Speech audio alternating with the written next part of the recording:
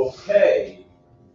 Next, hymn number 124, Away in a Manger. The story of this carol is another of confusion and cloudy facts.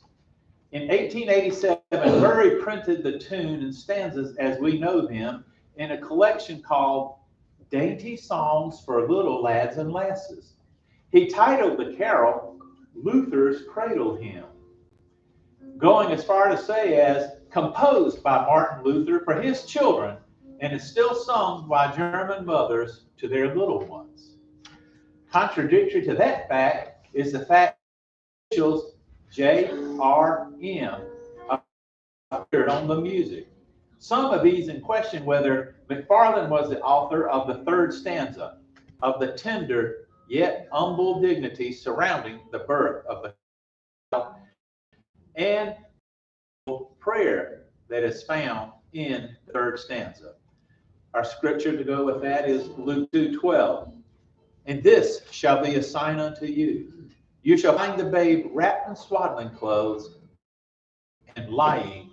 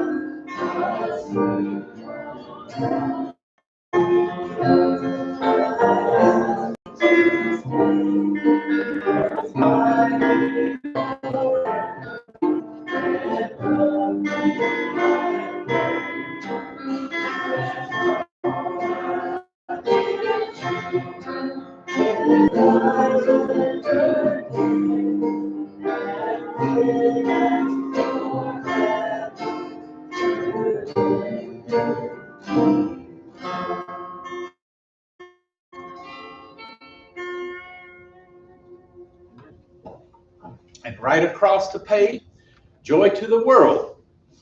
Since its arrangement by Mason in 18...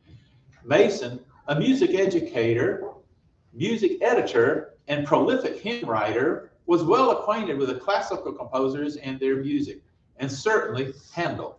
Whether he conscientiously or unconsciously appropriated to musical phrases will perhaps never be known, but he did indicate on his manuscript that it was from Handel. This could be interpreted to mean in the style of, as opposed to taken from. The notes in question, the opening four notes in the carol, are identical to those of Lift Up Your Heads from the Messiah, and a passage in the refrain that is similar to the music found in Comfort Him, although he customarily receives the credit. Little is known of Ryder and Halford. Regardless of who the authentic composer may be, the carol is a Christmas time favorite. William J. Reynolds, the notelogist, has pointed out an interesting incongruency, noting that the only bit of lyric directly for any time of year. The words by Watts were not set to music until 117 years after they were altered from Psalms 98.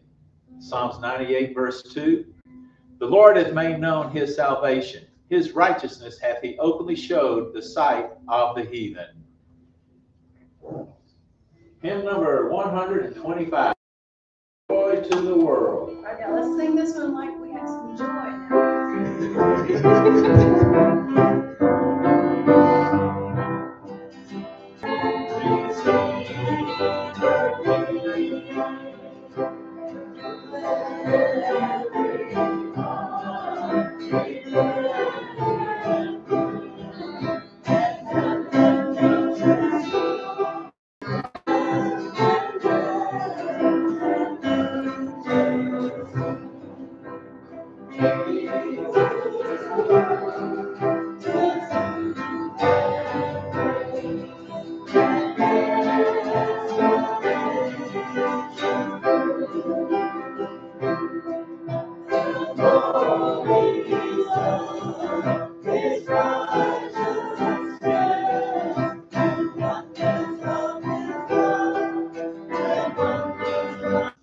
Hymn number 130, It Came Upon a Midnight Clear. The thematic generally found in Christmas carols is about love, joy, peace, and goodwill to men, to all men, in celebration of the birth of Christ. We're well acquainted with every other nation on earth had been established from the victories on one of the battlefields. In the years preceding the Revolutionary War, until Sears wrote this carol in 1849, America had three. In the Mexican-American War from 1846 to 1848, unfortunately, it would not be its last because the Civil War, 1861 to 1865, was looming in the horizon. Sears, a Unitarian minister and the astute observer of the social around him, was correct in writing, and warring humankind hear not the tidings which they bring. O Houston, noise and cease your strife, and hear the angels sing. The tune was composed by Willis, a personal friend of Sears, and Felix Mendelssohn. Unruly, the preeminent British hymnologist, has called this hymn the first Christmas hymn in English with a social message. Scripture for this is Luke 2:10. And the angel said unto them, Fear not, for behold, I bring you good tidings of great joy, which shall be to all.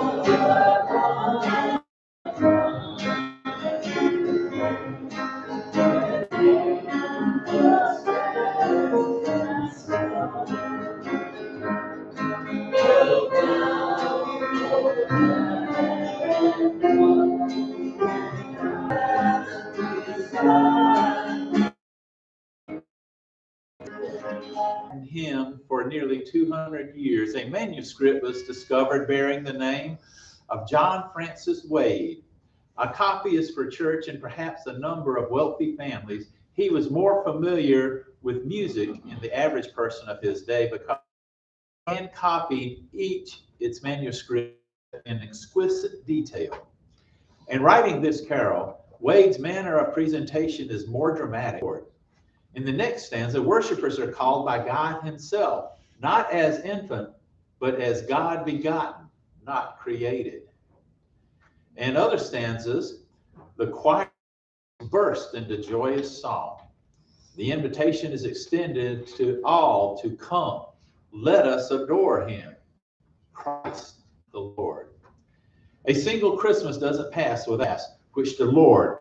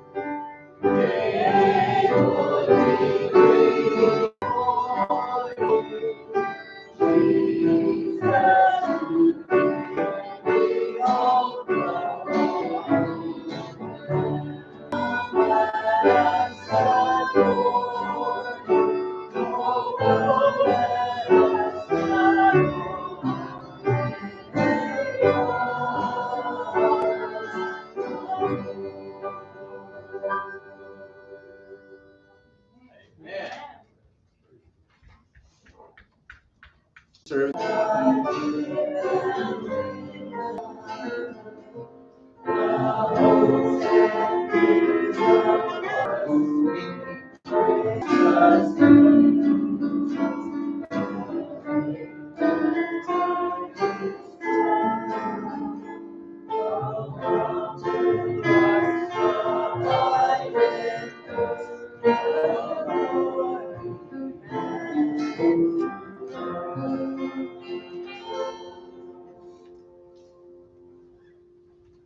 Okay.